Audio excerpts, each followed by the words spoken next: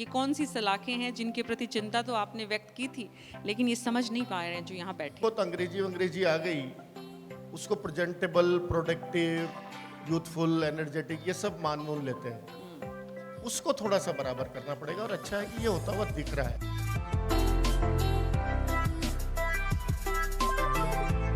जिस युवा के कंधे पर देश का भविष्य है, 25 करोड़ वो जो 15 से 24 वाले हैं, और अगर हम इसमें आज की जो एक्चुअल लीडरशिप की जो एज है उसको शामिल कर लें तो ये करीब 60 करोड़ हो जाते हैं। तो इस 60 करोड़ युवा को जो आपके यहाँ से निकलकर थोड़ा सा आगे जिंदगी की पाठशाला में, जिंदगी में प्रवेश कर रहा है, इन लोगों की जीवन से हेल्थ, वेलनेस, इन दोनों को बनाए रखने के लिए, क्योंकि पूरा ये जो विषय रखा गया है उसका सार यही है, इन सलाखों से बाहर।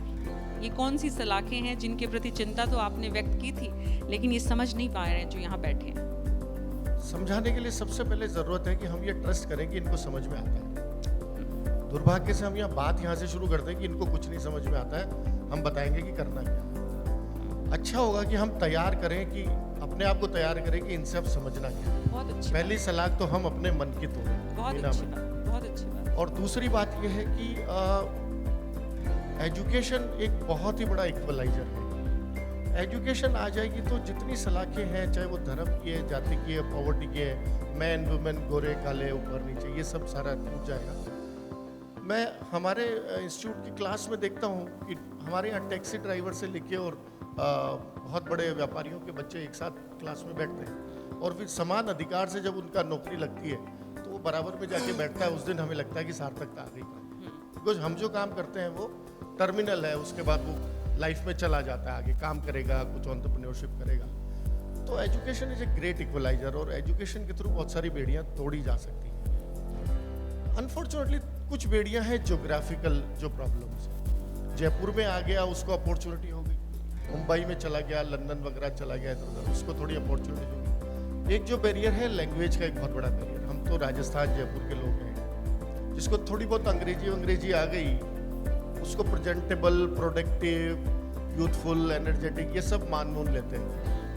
उसको थोड़ा सा बराबर करना पड़ेगा, और अच्छा है कि ये होता हुआ दिख रहा है। कम से कम इस देश में तो अब नहीं होना चाहिए जहां प्रधानमंत्री नरेंद्र मोदी।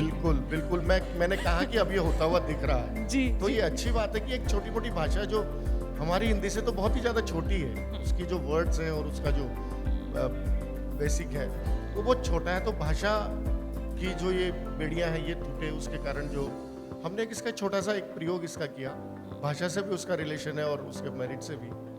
तो हमारे इंस्टीट्यूशंस में फॉर्च्यून 500 कंपनीज के बहुत सारे लोग आते हैं जो स्टूडेंट्स को प्लेस वगैरह करते हैं, और उनका एक सर्टन क्राइटेरिया है कि 60% और इस तरह का।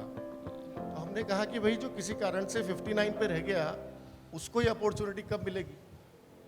तो हमने एक छोटी सी टीम तैयार करी, 12-15 लोग उसमें लगाए, एक ऑफिस चालू किया, और हमने कहा कि 2 साल का ऐसा टारगेट करो कि ये जो बच्चा दीवार के इधर रह गया, इसको भी दीवार के इधर ला।